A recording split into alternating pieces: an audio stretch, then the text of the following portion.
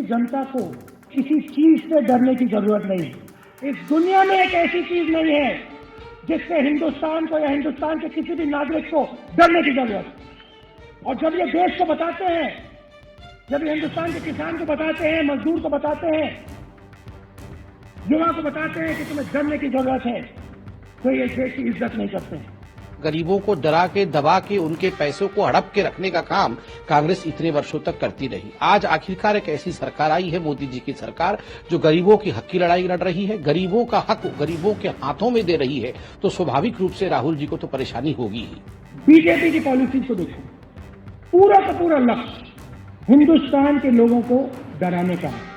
आतंकवाद से डरो, माओइस्ट से डरो, डिमोनेटाइजेशन से डरो, प्रेस वालों को डराओ। मजदूरों को हमने बताया कि देखिए आप घबराइए मत, डरो मत।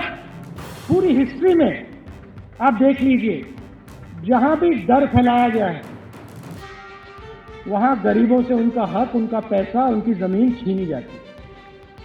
और यही डिमोनेटाइजेशन का लक्ष्य है। राहुल गांधी काले धन वालों के प्रवक्ता बन गए हैं, उनकी वकालत कर रहे हैं। देश काला धन वालों को कभी बर्दाश्त नहीं करेगा। A Prime Minister of India is being ridiculed the world over. For the first time, it has never happened at this scale.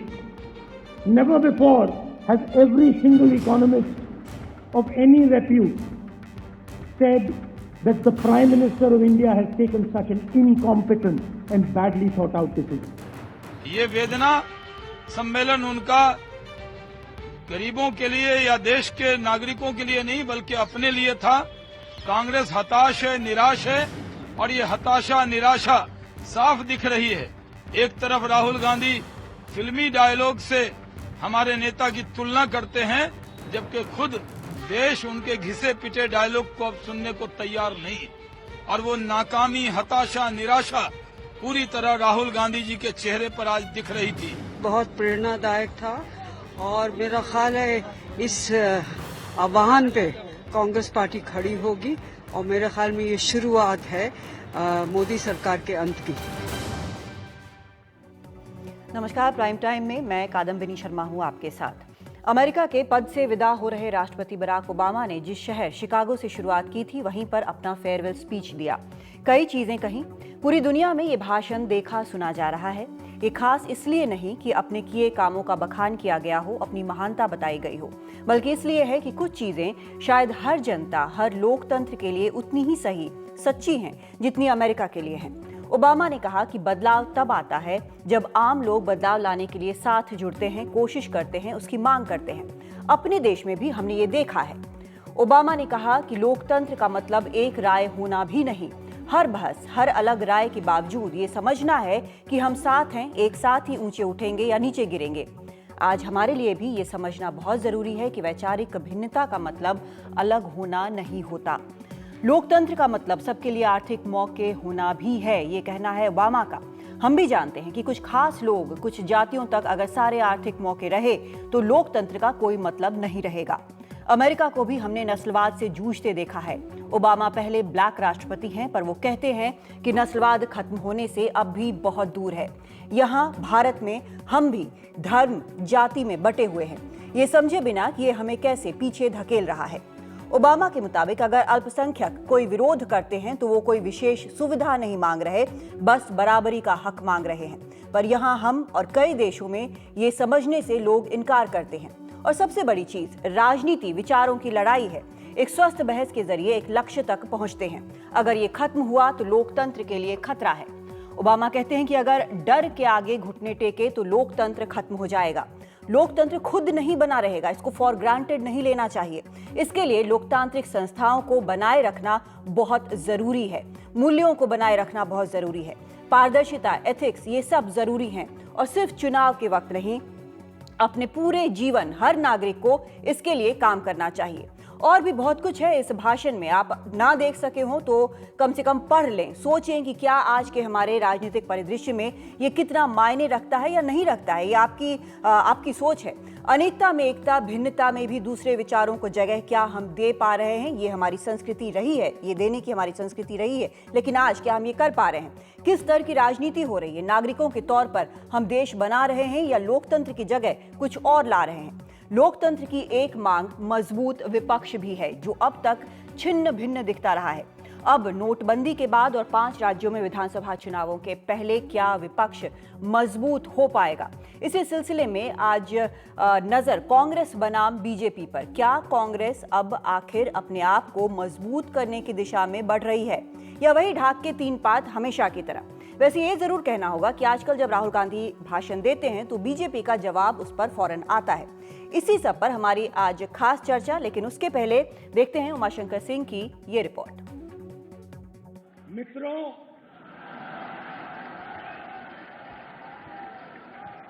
मित्रों,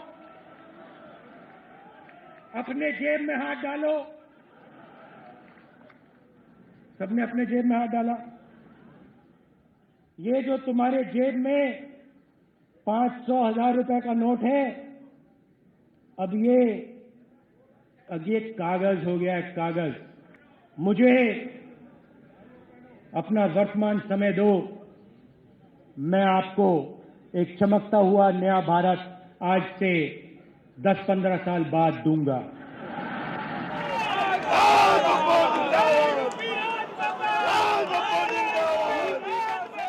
नोटबंदी के फैसले को निशाना बनाते हुए राहुल गांधी ने कहा कि पीएम को जब लगा कि योग के पीछे नहीं छुप सकते तो होममेड अर्थशास्त्रियों के पीछे छुप गए। राहुल ने उद्योग धंधे में गिरावट और मनरेगा की बढ़ी मांग का सवाल भी उठाया। बीजेपी की पॉलिसी को देखो,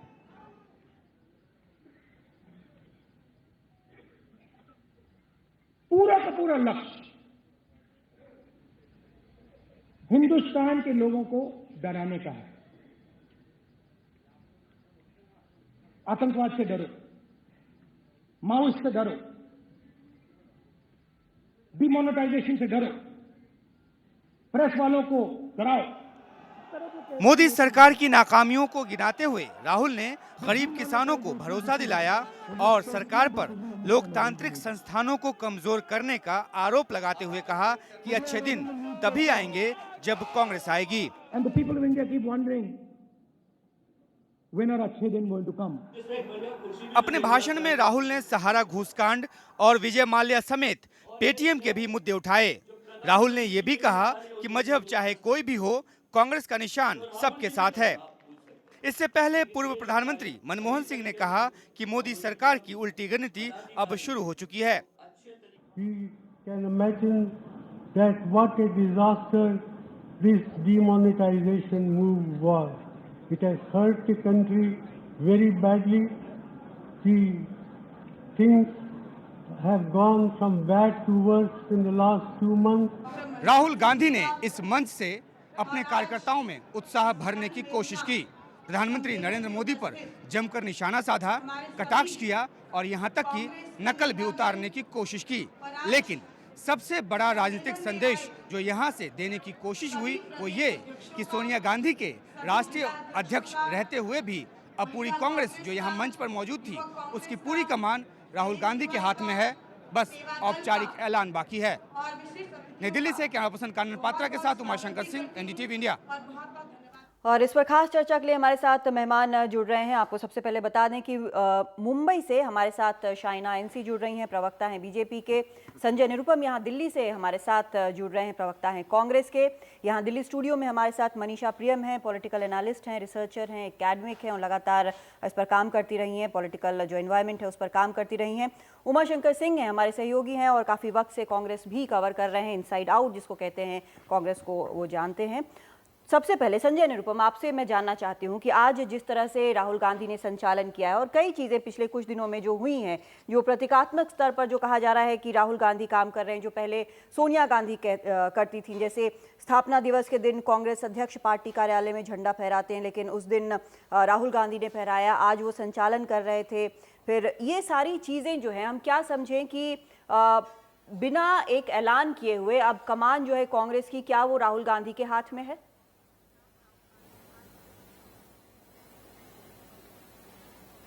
देखिए, आज जो ऑल इंडिया कांग्रेस कमेटी का एक अधिवेशन था, एक सम्मेलन था तालकटोरा स्टेडियम में, उसमें मुख्य अतिथि के तौर पर या अध्यक्षता जो कर रहे थे वो आदरणीय राहुल गांधी जी कर रहे थे। Rahul Gandhi ji all India Congress committee के उपाध्यक्ष हैं और निश्चित तौर पर बहुत सारे कामकाज, पार्टी की बहुत सारी डे टू डे एक्टिविटीज़ के जो इश्यूज होते हैं, पार्टी के प्रोग्राम, प्लान, ये सारी चीज़ें कहीं ना कहीं उनके ही नेतृत्व में हो रहा है। तो निश्चित तौर पर कांग्रेस का पूरा नेतृत्व आज यहाँ पर था। तो मुद्दा नोटबंदी का था, मुद्दा ये नहीं था कि कौन कहाँ क्या, मुद्दा यह है कि इस समय देश में नोटबंदी की वजह से जबरदस्त अफरा तफरी मची है। 138 से ज़्यादा लोग मर चुके हैं, 45 लाख से ज़्यादा लोग बेरोजगार हो चुके हैं, उद्योग धंधे बंद हो चुके हैं। मैं जिस मुंबई शहर से आता हूँ वो मुंबई शहर छोटे उद्योगों का एक हब है। वहाँ पर छोटे उद्योग, चाहे धारावी हो या कुर्ला हो या मालवनी हो या चारकोप हो, इन तमाम इलाकों में चाहे लेदर के छोटे छोटे फैक्ट्रीज हो या रेडीमेड गारमेंट्स के छोटे छोटे फैक्ट्रीज हो, पेन बनाने के, चूड़ी बनाने के, ये सारी फैक्ट्रियाँ लगभग बंद हो चुकी हैं। 20 लाख से ज़्यादा प्रवासी मजदूर वापस अपने गांव चले गए हैं। तो ये जो तबाही और बर्बादी पूरे देश की अर्थव्यवस्था की नरेंद्र मोदी जी ने की है, उसके ऊपर कांग्रेस पार्टी का एक अभियान चल रहा है और उसी अभियान के हिस्से के तौर पर आज यहां पर एक अधिवेशन रखा गया था और इस विषय के ऊपर विस्तृत चर्चा रखी गई थी और इसमें कांग्रेस पार्टी के सभी नेताओं ने एक शिरकत की और सभी नेताओं ने एक पूरे देश से आए प्रतिनिधियों को एक संदेश दिया। वो कांग्रेस के लिए बहुत बड़ा मुद्दा है, देश के लिए बड़ा मुद्दा है। कांग्रेस उसको एक बड़ा मुद्दा बनाकर विपक्ष में है तो उसको लेकर जाएगी, संसद में बात करेगी, सड़कों पर बात करेगी, अधिवेशन में बात करेगी। लेकिन जो एक सवाल मैंने पूछा वो आप कहने से, उसका जवाब देने से बच रहे हैं। क्या अब कमान जो है वो राहुल गांधी के हाथ में है, चाहे औपचारिक ऐलान हुआ हो ना हुआ?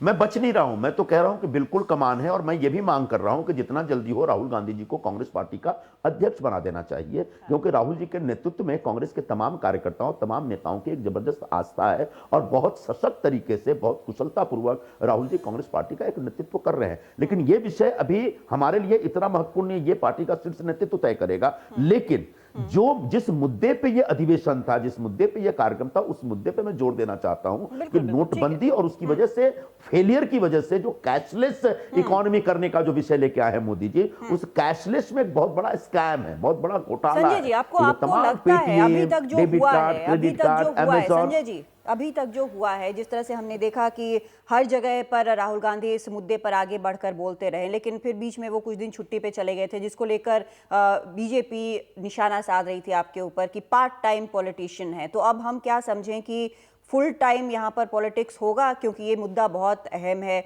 अभी 5 राज्यों में चुनाव होने हैं और विपक्ष जो है उसका भरोसा कांग्रेस ने जरा खो दिया है इस मामले पर, क्योंकि अकेले जाकर राहुल गांधी मिला है पीएम से इसी मुद्दे पर।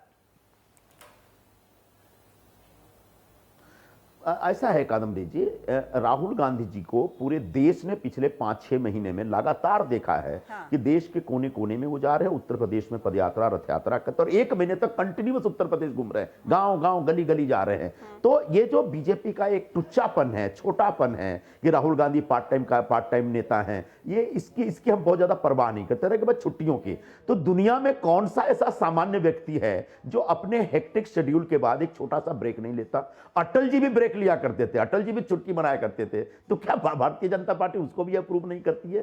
तो ये भारतीय जनता पार्टी को एक्चुअली राहुल गांधी का फोबिया है। वो बहुत जोर जोर से बोलते हैं, राहुल गांधी को सीरियसली नहीं लेते। लेकिन जब राहुल गांधी जी ने मेहसाना में नरेंद्र मोदी पे आरोप लगाया तो उनके 29 मंत्री एक साथ राहुल गांधी के खिलाफ बयान दे रहे थे।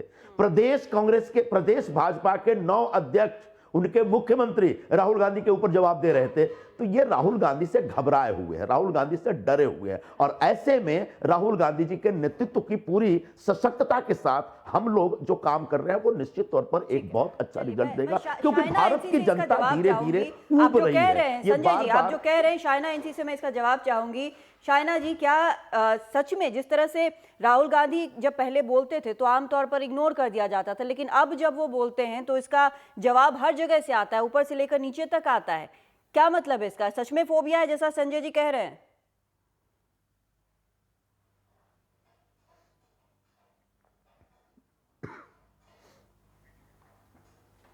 शाइना एनसी तक हमारी आवाज नहीं पहुंच रही है, लेकिन हम दोबारा उनसे बात करने की कोशिश करेंगे। उमा, आप लगातार देख रहे हैं जी। अच्छा, फिर ठीक है, चलिए शाहना एनसी हमारे पास हैं। अगर आपने सवाल सुना हो शाहना एनसी, तो हमारा जवाब दे दीजिए प्लीज। मैंने सुना। हाँ, बिल्कुल। मैंने सुना और मेरा जवाब ये है कि जो राहुल गांधी स्वयं गली गली नुक्कड़ नुक्कड़ में प्रचार कर रहे हैं, जैसे कि संजय जी बोल रहे हैं, तो शुभकामनाएं आपको, कांग्रेस पार्टी को। और आपने पूछा कि कौन से ऐसे नेता है जो ब्रेक नहीं लेते हैं, हॉलीडेज नहीं लेते हैं, तो मैं जवाब देना चाहती हूँ, शायद इतिहास में एक ही ऐसा नेता है जो इतना मेहनती हो जैसे नरेंद्र मोदी, जिन्होंने एक दिन जब से वो प्रधानमंत्री बने, उन्होंने देश के लिए अपनी जान तक देने की आश्वासन की है। और इस हिम्मत वाले निर्णय में एक ही लक्ष्य है, राष्ट्रहित और देशभक्ति की जो भावना के साथ उन्होंने एक ऐतिहासिक निर्णय लिया है, जहां भ्रष्टाचार को खत्म किया है, आतंक को खत्म किया है, ब्लैक मनी को खत्म किया है, ड्रग माफिया को खत्म किया है। सभी चीजों को आपको स्वागत करना चाहिए, बल्कि आप आपके इनसिक्योरिटी जता रहे हैं, क्योंकि आपको पता है कि जनता खड़ी है इस सॉलिडेरिटी में। आज राहुल गांधी ने कहा कि डर का माहौल है। हाँ, जरूर, जो भ्रष्ट है उनको डरना ही पड़ेगा। बहुत हो गया लूट की सरकार। 60 साल में हमने देखा है कि किस ढंग से कौन से पार्टीज ने कौन से निर्णय लिए निजी फायदा के लिए। यहाँ एक व्यक्ति है जो कह रहा है कि देखिए, जो आप ईमानदार हो तो आपको सुरक्षा मिलेगा, जो आप ईमानदार नहीं तो आपको डरने की जरूरत है। और वो जनता ने ठान लिया है कि हम विश्वास करते हैं इस नेतृत्व पे। जो भी सवाल, चाहे वो मनमोहन सिंह जी हों, जो पूर्व प्रधानमंत्री हैं, इकोनॉमिस्ट हैं जाने माने, कोई भी पॉइंटेड सवाल जो आज की तारीख में कोई भी कर रहा है, उसका कोई सीधा जवाब बीजेपी से मिलता नहीं है। ये गोलमोल जवाब मिलता है कि भ्रष्टाचार मिट गया और काला धन मिट गया और आतंकवाद खत्म हो गया। हालांकि आतंकवाद खत्म होना इतना आसान नहीं है, सिर्फ डिमोनेटाइजेशन करके आतंकवाद नहीं खत्म हो जाएगा, उसके लिए और भी बहुत सारी चीज़ों की ज़रूरत है। एक पॉइंटेड जवाब क्यों नहीं मिलता है? आज भी जैसे पी चिदम्बरम ने बोला है, उन्होंने भी एक चीज़ कही है कि कैबिनेट को पता ही नहीं था कि आरबीआई का रिकमेंडेशन क्या है, इस पर कोई जवाब नहीं आया। मिनिस्टर्स किन किन को पता था, ये इस पर कोई जवाब नहीं आया। कैबिनेट मीटिंग कब हुई, इस पर कोई जवाब नहीं आया। जो आरबीआई है उसने इंडिपेंडेंट डायरेक्टर्स को कब बुलाया, क्या नोटिस दिया, मीटिंग्स के मिनट्स कहाँ हैं, इन सब का कोई भी जवाब जो है, एक प्रॉपर जवाब, लॉजिकल जवाब क्यों नहीं आता है बीजेपी से? शर्मा जी, कोई जवाब आपको जो चाहिए और जिस अंदाज से आप सवाल पूछ रहे हैं, मैं आपको आश्वासन देना चाहती हूं आपके चैनल पे, एक एक सवाल का जवाब सही मौके पे आपको जरूर मिलेगा। रही बात निर्णय का, प्रधानमंत्री ने स्वयं कहा है कि वो नैतिक जिम्मेदारी लेते हैं, अकाउंटेबल है, तो वो स्वयं है। जहां उन्होंने एक निर्णय लिया, कैबिनेट ने पारित किया, और जब निर्णय घोषित किया है, आप पहले से आरबीआई के जो रूल्स आप बात कर रहे हैं कि 7 तारीख को उनको पता था, उससे पहले आप बता भी नहीं सकते हैं, क्योंकि नहीं तो गुप्त क्या रहा। और रही बात प्रधानमंत्री के साथ साथ वित्त मंत्री अरुण जेटली जी का जो प्रेस कॉन्फ्रेंस था, उन्होंने स्पष्ट कहा है कि कौन से डिपार्टमेंट्स में क्या रेवेन्यू मिला है, और आते हुए दिन में आरबीआई भी स्वयं कहेगी कि क्या पैसा आया है, किस ढंग से ये डेवलपमेंटल वर्क के लिए इस्तेमाल होने वाला है। और आप जो सवाल का जवाब पूछ रहे हैं, मैं आपको एक सवाल पूछना चाहती हूँ, सकारात्मक डिबेट आप सांसद में क्यों नहीं करते हैं? मनीषा और उमा शंकर सकारात्मक डिबेट आप पार्लियामेंट में नहीं करना चाहते हैं, और आंदोलन और अपने अफवाहें फैलाना चाहते हैं कि इतने लोग गुजर गए और इतनी असुविधा हुई है। वो जनता खड़ी है। एक मिनट जवाब भी सुन लीजिए, आप जब बोल रही हैं उसका भी जवाब सुन लीजिए। हाँ संजय जी। कादम्बरी जी, बहुत ज्यादा टेक्निकल सवाल हमने नहीं पूछा है। हमारा सवाल इतना है कि जो पूरे देश को 50 दिन की नोटबंदी के अंधे कुएं में ढकेल दिया गया, उसके नतीजे के तौर पर कितना काला धन जमा हुआ बताइए। आज तक सरकार नहीं बता पाई है। क्या भ्रष्टाचार खत्म हो गया? क्या आतंकवाद नोटबंदी से खत्म होगा?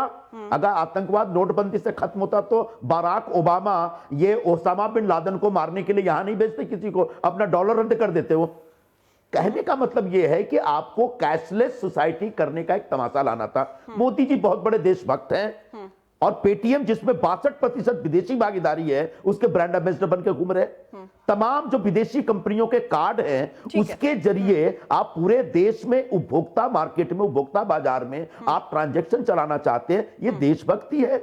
जिस देश में 90% कामकाज कैश में होता हो, उस देश में रातों रात आप कैशलेस लाने का ड्रामा कर रहे हैं। उमा शंकर, आपसे जानना चाहती हूँ, आप लगातार कवर कर रहे हैं, ये जो सवाल हमने देखे हैं ये पिछले कुछ दिनों में खासकर नोटबंदी के बाद बहुत उभर कर आए हैं और हमने देखा है कि मनमोहन सिंह बिल्कुल फोर फ्रंट पर रहे हैं, चिदम्बरम बिल्कुल फोर फ्रंट पर रहे हैं। क्या हम ये समझें कि एक ये मुद्दा है जो कांग्रेस को, जो अभी तक नेतृत्व का शायद कहीं ना कहीं इंतजार करती नजर आती थी हर कुछ दिनों के बाद, और बिट्स एंड पीसेस में नेतृत्व लगता था कि आ रहा है, क्या हम ये समझें कि अब एक तरह से साथ आकर, एकजुट होकर, एक जोर लगाकर, एक होकर आगे बढ़ सकती है? जी देखिए, जहाँ तक नोटबंदी के को लेकर बीजेपी और कांग्रेस के बीच आरोप प्रत्यारोप है वो तो चलता रहेगा। अगर कांग्रेस पार्टी के भीतर क्या कुछ घटित हो रहा है और किस तरह से वो किन मुद्दों को लेकर आगे बढ़ रही है उस पर नज़र डालें तो कुछ चीज़ें साथ साथ घटित हो रही हैं। कांग्रेस डे वन से कोशिश कर रही है सत्ता से बाहर निकलने के बाद कि वो किसी तरह से फिर से मैदान में कड़ी टक्कर देती नजर आए। मेरा ये मानना है कि नेता जो है वो पैदाइशी नहीं होता, नेता परिस्थितियों से पैदा होता है। आज जब 2.5 साल इस सरकार के बीत गए हैं तो कई सारी गलतियां जिसको कि कांग्रेस ने सामने रखने की कोशिश की है, वो गलतियां है या नहीं वो आने वाला वक्त बताएगा। एक ज़मीन को लेकर जो लैंड बिल था उस पर कांग्रेस ने एक स्कोर किया, उसके बाद फिर कांग्रेस जो है वो थोड़ा सा जो पीछे चली गई, पृष्ठभूमि में चली गई। नोटबंदी के बाद कांग्रेस को लगता है कि बड़ा मुद्दा उसको हाथ लगा है, क्योंकि इससे जो आर्थिक तौर पे जो नुकसान है देश को वो उठाना पड़ेगा।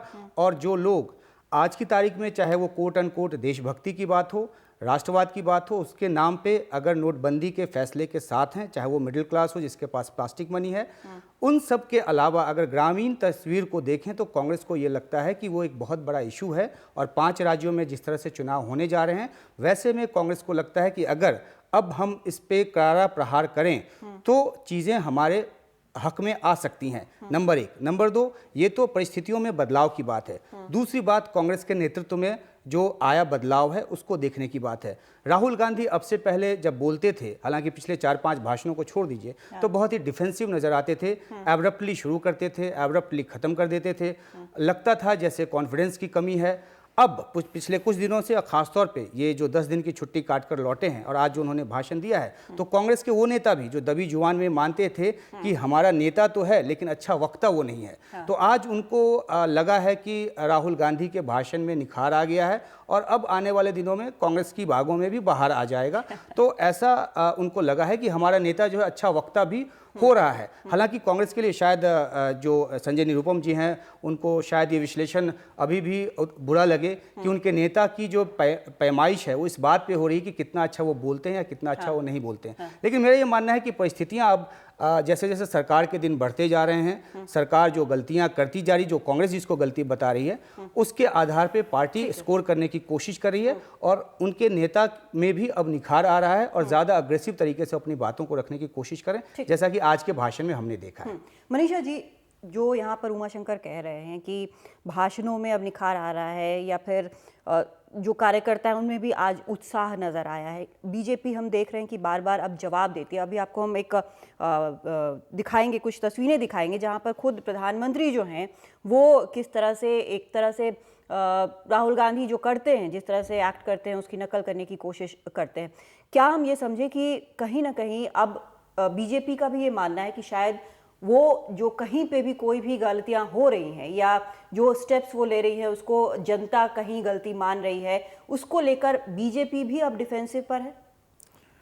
देखिए, ये अभी कहना मुमकिन नहीं कि बीजेपी डिफेंसिव पे है, खास करके इसलिए कि नोटबंदी एक बहुत बड़ा फैसला रहा है, व्यापक फैसला रहा है, लगभग राष्ट्र के हर व्यक्ति पर इसका असर रहा है। तो अभी देश ये देख रहा है कि राजनीतिक दल इस पूरे मामले पर पॉलिटिकल फॉल्ट लाइंस को कैसे handle कर रहे हैं। एक नहीं, कैसे वो इनको शब्दों में बयान कर आर्टिकुलेट करते हैं और कैसे इसको पॉलिटिकली मोबिलाइज करते हैं। तो जहां तक आर्टिकुलेट करने का सवाल है, आर्टिकुलेट करने में सबसे अच्छे वक्ता कहीं ना कहीं मनमोहन सिंह जी रहे और फॉल्ट लाइंस ढूंढने में चिदम्बरम रहे, लेकिन ग्राउंड पे मोबिलाइजेशन ममता बनर्जी के पास रहा। तो राहुल गांधी के भाषण में जो भी आप फंस रहे हैं, वहां मुख्य और अहम सवाल यह है कि उनका भाषण आखिर किसके लिए हो रहा है।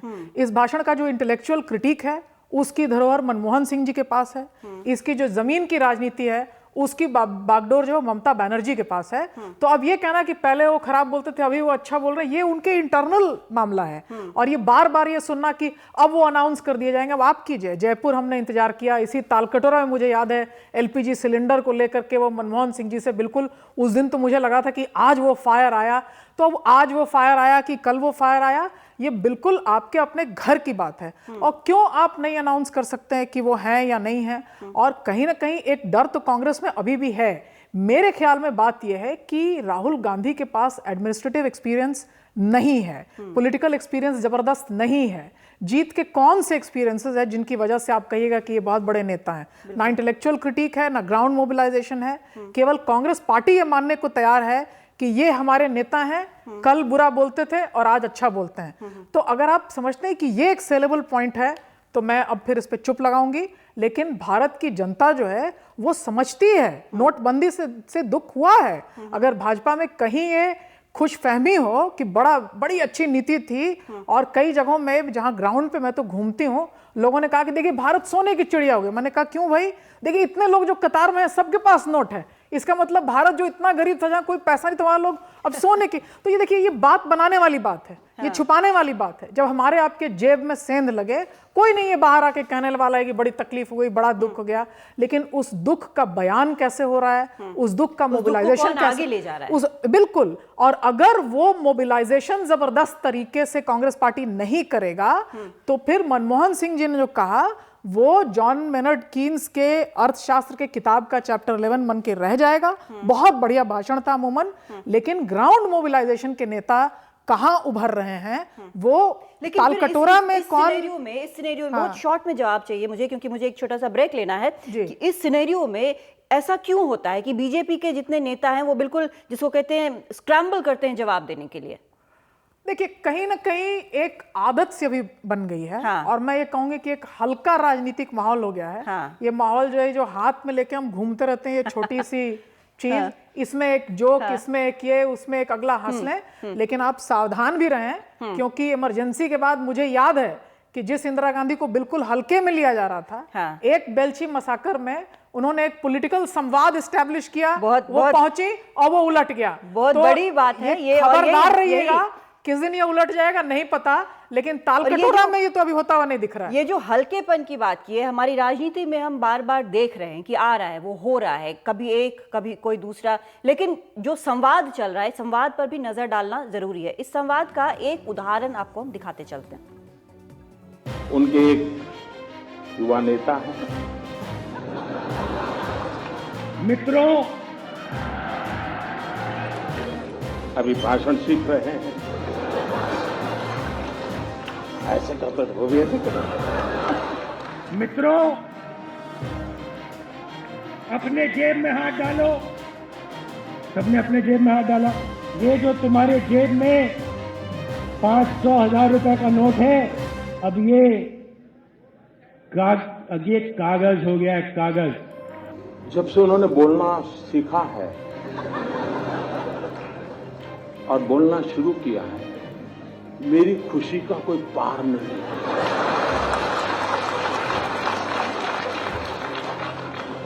2009 में पता ही नहीं चलता था कि भाई इस पैकेट के अंदर क्या है, पता ही नहीं चलता था। अब पता चल रहा है कि भाई ये है, ये नहीं। मित्रों, भ्रष्टाचार के खिलाफ हम एक लड़ाई लड़ रहे हैं। मुझे अपना वर्तमान समय दो, मैं आपको एक चमकता हुआ नया भारत आज से 10-15 साल बाद दूंगा। और ये बात समझ लो कि ये चमकता हुआ भारत अरुण जेटली जी, सुषमा स्वराज जी, राजनाथ सिंह जी तुम्हें नहीं देंगे। ये चमकता हुआ भारत सिर्फ तुम्हें नरेंद्र मोदी देगा। न बोलते तो बड़ा भूकंप आ जाता था और देश को इतना बड़ा भूकंप झेलना पड़ता, ये देश 10 साल तक उभर नहीं सकता। लेकिन अच्छा हुआ कि बोलना शुरू हो गया तो पता चल रहा है भूकंप की संभावना बची नहीं, क्योंकि देश की जनता समझ गई